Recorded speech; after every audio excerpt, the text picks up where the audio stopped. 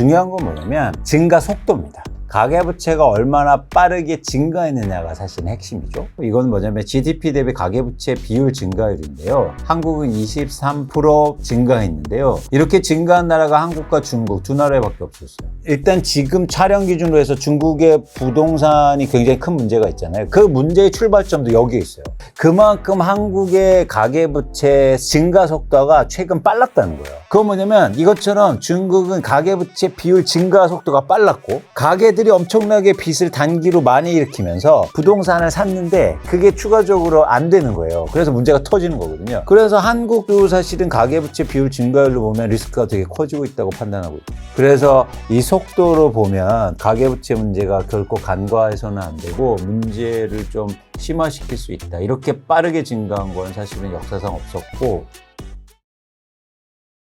그 집집마다 버는 돈보다 빚이 더 많은 이유가 무엇인가요? 높은 가계 부채율이 어떤 영향을 주게 될지. 이 한국의 가계부채는 원래 높았어요. 그래서 가계부채의 절대량을 이야기하는 건 사실은 저는 경제 전체를 판단하거나 부동산 시장을 판단하는데 그렇게 유의미한 기준은 아니다.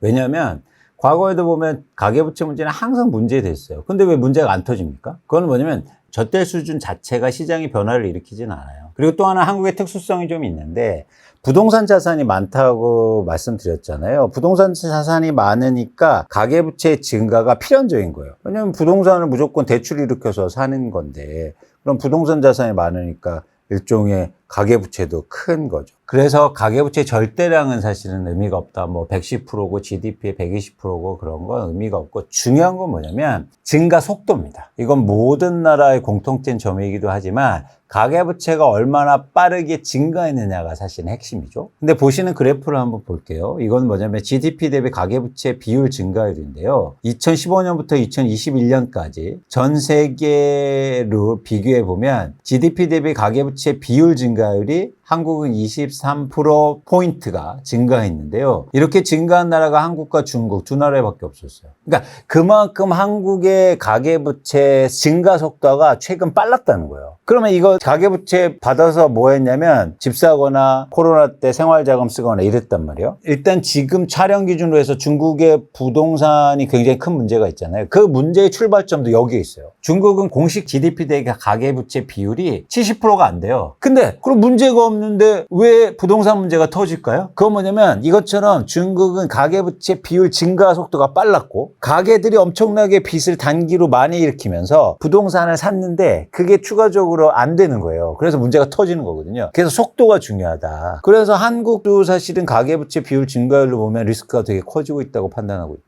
그래서 이 속도로 보면 가계부채 문제가 결코 간과해서는 안 되고 문제를 좀 심화시킬 수 있다. 이렇게 빠르게 증가한 건 사실은 역사상 없었고 또 문제의식을 좀 가질 필요가 있다는 게 저의 생각입니다. 중국은 금리도 못 올리고 오히려 장기적인 저성장 국면으로 갈 것이다. 이런 얘기도 있는데 우리나라도 약간 그런 느낌으로 갈 수 있을까요? 가능성 있죠. 가능성이 있습니다. 왜냐하면 가계부채가 높으면 두 가지 선택이에요. 이 부채가 부도가 나거나 쉽게 말하면 부실화되거나 아니면 질질 끄는 거예요. 그러면 질질 끄면 뭐가 줍니까? 수요가 줄어요. 가계 소비가 줄게 되거든요. 가계 소비가 줄면은 경제가 위축되고 사실은 저성장으로 갈 수 있는 그런 요인 될 수가 있다는 거죠. 그래서 가계부채 증가 속도를 보면 한국도 이 상황을 잘 회복하지 못하면 문제가 커질 수 있고 또 경기 침체의 한 가지 원인일 수 있다는 거죠. 그래서 가계부채를 사실은 지금 줄여야 되는 시점인데 오히려 올해 들어서 가계부채가 더 증가하고 있어요. 왜냐하면 집값이 떨어지니까 정부가 가계부채 일종의 특례를 주면서 가계부채를 일으켜서 집을 사라고 막 했거든요. 가계들은 더 빚을 일으켜서 집을 사고 있거든요. 그러니까 이게 줄여야 되는데 더 증가하고 있으니까 어떻게 갈지 조금 우려가 되는 상황입니다. 그러니까 둘 중에 하나예요. 가계가 이거 빚을 떠안고 망하든지 망하지 않으면 장기 침체로 갈 수가 있다는 거예요. 그래서 좀 저희가 우려 있게 보는 상황입니다. 그런데 이게 큰 지금 균열이 생기기 시작한 거예요. 왜요? 역전세 때문에요. 그리고 전세 사기 때문에. 가장 안전하다고 생각했는데 전세금이 잘하면 전세금도 뛸 수 있어. 전세금도 못 받을 수 있다는 게 최근 1, 2년간 생겨나기 시작했어요. 그래서 한국에 지금 전세 제도가 일종의 굉장히 큰 균열이 생기기 시작합니다. 이러면 한국의 부동산 시장에 큰 영향을 미칠 수 있다고 좀 봐요. 그래서 이 변화를 관심 있게 지켜볼 필요가 있다는 거죠. 또 한편에서는 전세 제도가 사라졌으면 좋겠다고 하시는 분들도 많잖아요. 그러니까 말씀을 드렸잖아요. 이게 제도면 없앨 수 있어요. 근데 자연 발생적이기 때문에 없앨 수 없다니까요. 비중이 달라질 뿐이지. 뭐 전세가 조금 줄어들고 비중이 줄어들 수는 있어도 전세 제도를 근본적으로 없애는 거 불가능하고, 또 하나 뭐냐면 현실적인 문제도 있습니다. 우리나라 전세 보증금이 엄청나게 지금 이미 있는데 그걸 대체하려면 어떤 다른 자금이 들어와야 되잖아요. 그게 없지 않습니까? 그래서 전세 제도는 한국에서 없어질 수 없다. 당위론적으로 집값 안정이나 이런 걸 위해서 갭 투자가 없어져야 되니까 전세 제도가 없어져야 된다고 당위론적으로 생각할 수는 있어요. 근데 당위론적으로 생각하는 거하고 없어진다고는 다른 얘기잖아요. 그렇죠? 그래서 한국에서 전세는 없어질 수 없다고 전 보고 있습니다. 그리고 또 한편에서는 전세 때문에 집값이 더 올랐다 이런 얘기도 있는데. 당연하죠. 왜냐면 전세 때문에 어떤 수요가 생겼냐면 더 많은 투자 수요가 생긴 거예요. 쉽게 말해서 집을 살려면 엄청나게 돈을 많이 필요한데, 한국에는 이런 말 하면 좀 그렇지만 돈이 없는 사람들도 부동산 투자에 나섭니다. 왜? 전세금을 이용해서. 갭 투자라는 거잖아요. 그래서 전세 제도 때문에 우리나라가 부동산 시장이 투자화돼 있고 투자하는 사람들이 많아진 거죠. 그래서 그건 분명한 사실입니다. 이번에도 IMF 시기에 역전세난이 재현될 수 있을까요? 이미 재현되고 있습니다. 이미 전세 가격이 2년 전보다 15%, 20%씩 빠지고 있고요. 고점 대비해서. 그런 관점에서 이미 지금 시장에 나타나고 현상이다. 그래서 이런 역전세 현상이 어느 정도 지속되고, 그리고 매매 시장에 영향을 미칠 수 있을 건지를 이제는 분석해 봐야겠죠. 그러면은 이게 본격적으로 문제가 될 가능성은 있을까요?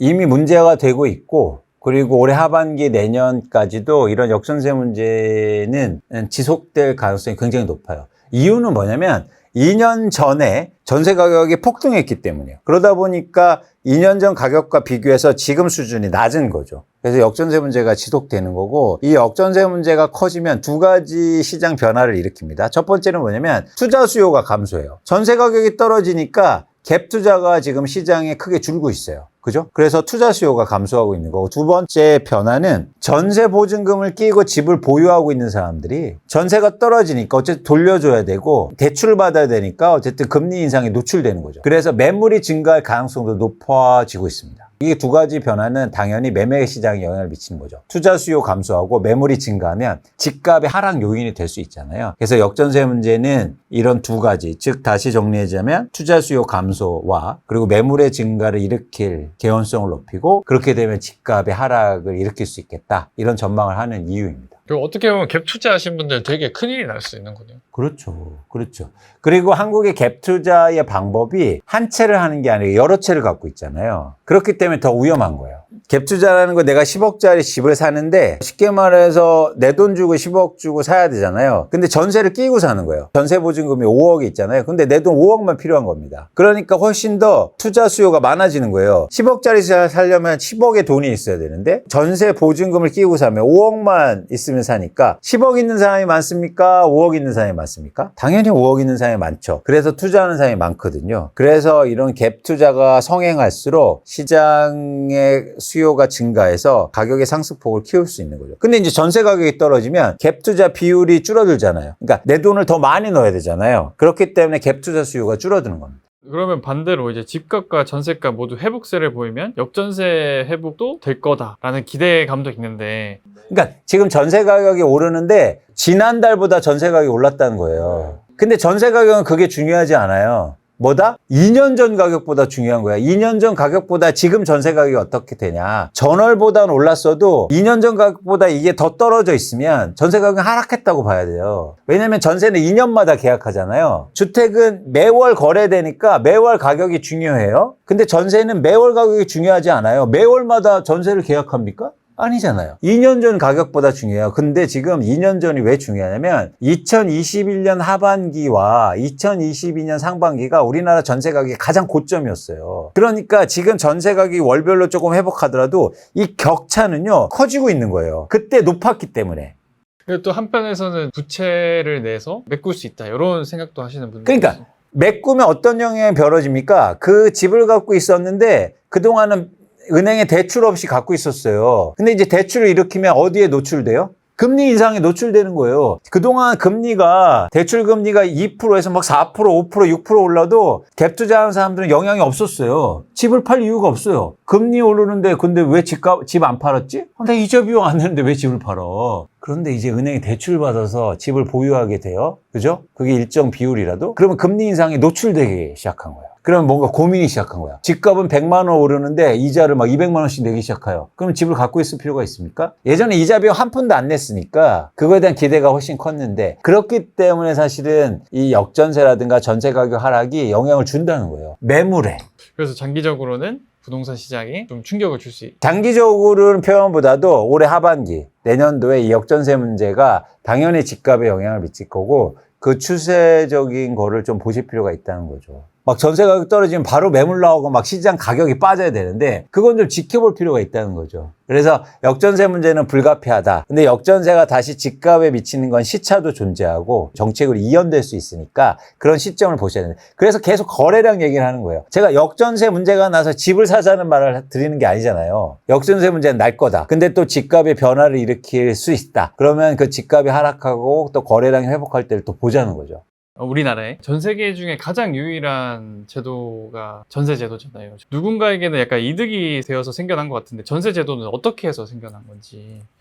이 전세제도가 생겨난 건 뭐냐면 이거는 이론입니다. 이게 제 이론인데 한번 여러분들이 들어보시고 합리적인 추정인지 한번 생각해 보세요. 전세 제도는 제도가 아니에요. 뭐냐면 제도라는 거는 누군가 인위적으로 만든 걸 제도라고 하죠. 근데 전세는 자연 발생적으로 생겼어요. 한국에서. 근데 왜 생겼냐면 이게 중요한데 한국에 대표적으로 막 신도시들이 개발되고 아파트들이 만들어지죠. 왜냐면 지방에서 막 일자리를 찾기 위해서 서울 도시로 집중되는데 집이 없잖아요. 다 판저촌에 살고 이러니까 정부가 아파트를 개발하고 주택 개발합니다. 그런데 보통 이렇게 변화가 전 세계에 다 일어나요. 미국 같은 경우에도 도시로 인구가 집중될 때 신도시가 개발되거든요. 근데 여기서 중요한 게 있었어요. 뭐냐면 이런 신도시가 개발되면 집을 사게 해줘야 되잖아요. 근데 시골에서 올라온 사람이 돈이 있습니까? 없잖아요. 그래서 뭐가 필요하냐면 금융이 필요해요. 주택 대출이 필요한 거예요. 그래서 미국 같은 경우에 모기지가 발생돼요. 근데 우리나라는 주택 금융이 발전하지 못했어요. 왜냐면 개인 소득에 대해서 정확하게 예측할 수 없다는 거죠. 예전에는 월급 봉투를 노란 봉투에다 그냥 줬습니다. 그래서 그 사람 소득을 측정할 수가 없어요. 소득이 측정한다는데 어떻게 대출을 해줍니까? 부동산의 담보대출도 불가능하잖아요. 이렇게 집이 많이 지어지는데 그 집값 떨어지면 은행은 파산하잖아요. 그렇기 때문에 한국에서 일종의 주택 모기지가 발달이 안 된다는 거예요. 그러면 집은 지어졌는데 누군가 사줘야 될 거 아니에요. 그래서 사주려고 하다 보니까 돈이 필요했고 그 돈을 결국엔 전세 보증금이 들어와서 그걸 이용해서 누군가 집 산 거예요. 그래서 이렇게 이원화가 된 거죠. 집을 갖고 있는 사람과 집을 쓰는 사람이 달라지게 된 겁니다. 집을 쓰는 사람들은 전세금을 이 사람한테 주고 이 전세금을 이용해서 누군가 집을 산 거죠. 그래서 집을 보유하고 있는 사람한테는 이 전세금이 유리한 제도였던 거예요. 은행에서 대출 안 해주니까. 일종의 임대인은 전세금이 유리한 제도였어요. 근데 임차인 입장이 여기서 궁금해요. 서로가 유리해야 이 제도가 활성화되잖아요. 근데 세입자는 왜 전세금이 유리했을까요? 많은 분들이 얘기해요. 월세를 안 내니까 목돈 마련이 가능했다? 근데 흥미로운 점은 뭐냐면 그때 당시에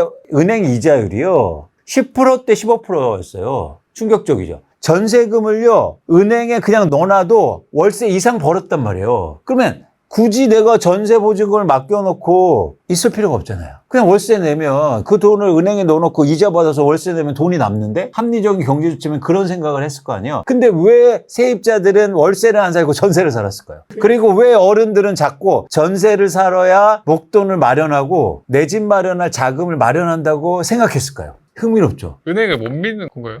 그것도 있고 생각해 보세요. 그때 당시에는 시대적 변화를 이해하실 필요가 있는데 지방에서 막 올라오고 막 자영업자도 엄청나게 많이 하고 대부분 사업을 합니다. 그때 당시에 보면 내 형제 중에서 꼭 한두 명은 사업을 해요. 근데 사업하면 뭐가 필요합니까? 자금이 필요하죠. 그렇기 때문에 어떤 게 비일비재했냐면 자꾸 돈 꾸러와. 갑자기 형이 와서 저한테 야 광수야 내가 이번에 사업하니까 너 돈 좀 꿔줘라. 너 은행에 돈 있잖아. 그거 꿔줘. 내가 이자보다 더 줄게. 이런 거예요. 그래서 꿔주면 어떻게 됩니까? 망해요. 막 보증 쓰고 빚 보증 쓰고 이게 파산되는 게 비일비재했어요. 그런데 광수야 나 돈 좀 꿔줘라 그랬는데 형 나 가진 돈 전부 다 전세금이야 라고 하면 돈 꿔줄 수 있습니까? 못 꿔주잖아요. 전세로 내가 목돈을 갖고 있으면 이 목돈을 지킬 수 있었단 말이에요. 흥미로운 거죠. 전세금이 불어납니까? 안 불어나요. 안 불어나는데도 어떤 유리한 점이 있었다? 내 돈을 지킬 수 있다는 거예요. 사실 그때 아무도 전세금은 가져가려고 하지 않았어요. 그러니까 전세금을 또 담보로 대출도 안 해줬단 말이야.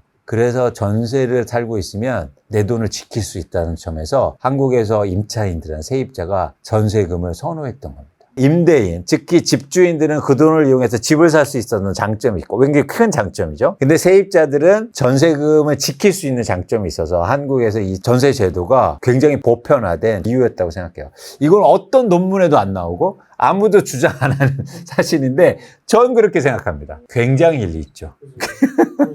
우리가 부동산 때문에 개인의 삶이 휘둘리지 않으려면은 어떻게 그게 무주택자건 유주택자건 집을 많이 갖고 있는 사람이건 어쨌든 집값이나 시장 변동에 흔들릴 수밖에 없어요. 흔들리지 않으려고 하는 것 자체가 문제예요. 그러니까 흔들리는 거 자연스럽게 생각하라고요. 그래서 그거에 대해서 일단 스트레스를 줄이려고 해야지 내가 마음이 흔들리지 않아. 이건 그냥 자기 위안이고 그렇게 되면 시장을 못 읽어요. 시장이 흔들리고 그리고 내가 힘들 때도 있고 또 좋을 때도 있고 계속 시점은 온다. 그걸 제가 어떻게 그런 변화를 읽는가가 중요한 거죠. 그래서 그런 관점에서는 이게 중요해 보여요. 일단 나의 포지션하고는 그거하고 별개로 시장을 바라볼 수 있는 연습이 필요합니다. 그러니까 이런 거죠. 집이 없으면 어떤 생각을 갖고 있을까요? 집값 폭락해라. 계속 그러잖아요. 근데 시장은 그렇게 안 돼요. 내 바람하고는 별개란 말이에요. 반대로 막 집을 많이 갖고 있고 내가 비싼 집을 대출받고 사놨어요. 그럼 무슨 생각을 갖게 될까요? 집값은 계속 올라라. 제발 올라라. 그래서 오른다는 사람 얘기만 듣고 집이 없으면 집값이 빠진다는 사람 얘기만 듣고 이러죠. 사실 이게 별개거든요. 내 의지와 내 상태하고는 다르게 집값은 움직이고 변화할 거예요. 그렇기 때문에 이걸 분리해서 보시라. 여러분들의 고통과 불행지수와 행복지수하고 별개로 시장을 보시는 연습이 좀 필요하다. 그래서 그거하고 상관없이 시장은 변할 거다. 내가 집이 없어도 집값은 오르고 그때 절망했을 때가 또 고점이 돼서 집값은 빠지거든요. 일반적으로 보면. 그래서 변화에 대해서 관심을 갖고 그런 변화를 읽으려고 하는 노력이 필요하던 거예요. 계속 오르는 자산 시장도 없고 그리고 계속 빠지는 자산 가격도 없습니다. 그래서 내가 집이 없으면 빠질 때를 고민해서 내 집 마련을 하시고 그리고 집값이 계속 오르지도 않기 때문에 내가 집을 많이 갖고 계시면 집값이 올랐을 때 팔고 유동화시키고 자산을 마련해서 노후 준비도 하시는 게 필요하지 않을까 그런 말씀을 드리고 싶네요. 출연하신 소감 한마디만 부탁드리겠습니다. 제가 이제 경제원탑에 처음으로 출연했는데요. 요즘 또 시장의 변화가 좀 크다 보니까 많은 분들이 이제 관심을 가지시는 것 같아요. 그런데 오늘 이제 1시간 넘게 얘기를 하면서 어쨌든 제가 중요하게 생각하는 거고 계속 강조하지만 변화에 대한 말씀을 좀 드렸습니다. 그래서 여러분들이 잘 내용을 보시고 그 다음에 스스로 고민 어떤 게 중요한지에 대해서 생각을 좀 해보셨으면 좋겠고요. 잘 생각이 안 난다. 그러면 이제 광순의 복덕방을 한번 읽어보시면 좋으실 것 같습니다. 무료니까 부담 없이 여러분들 한번 메일 보내주시고요. 신청해 주시면 좋겠다는 생각을 갖고 있습니다.